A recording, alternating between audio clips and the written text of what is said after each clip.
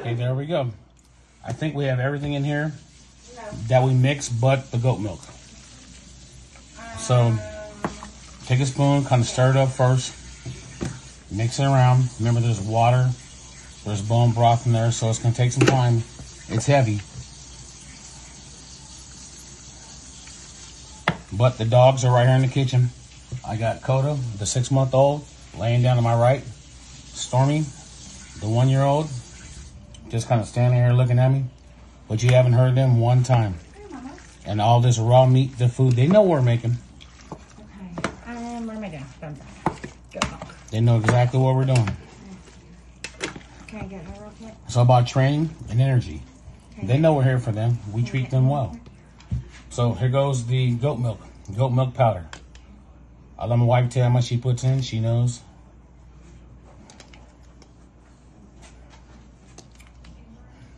I do about 5 to 6 heaping coffee things worth. Okay, well, sorry. I don't know what this coffee, I don't know how much that is. I don't know. Teaspoon? Half a teaspoon?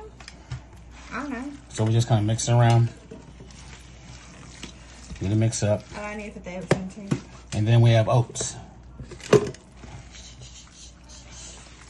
So there's a lot that goes into it, but this is all good for your dog. You want to feed them raw? You want them to live forever? Save those vet bills. You know, it probably costs us between 2 dogs $150 to maybe $175 per month to feed them, but that's 2 dogs. But think about how much one vet bill would cost with your dog with some type of allergy, a cancer, a disease. It's well worth it. All right, you ready for this? Yep. And there goes the oats. When you have oats, you got a little bit more water. Oh, there we go.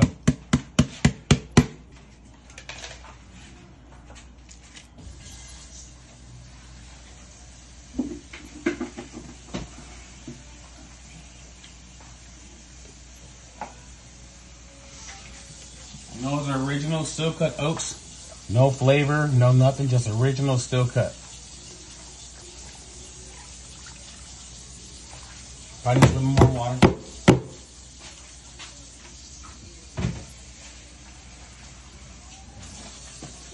And then I get to mash it all up. That's my part. Yep.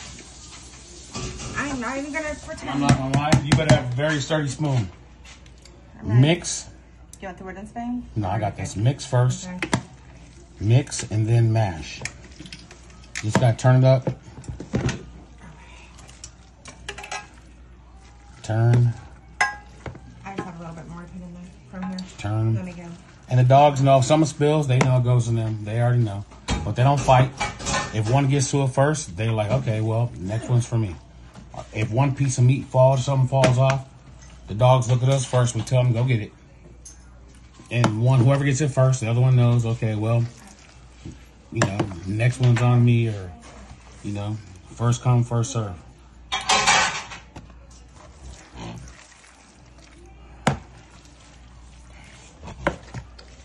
you ever been here for feeding day? Or food day?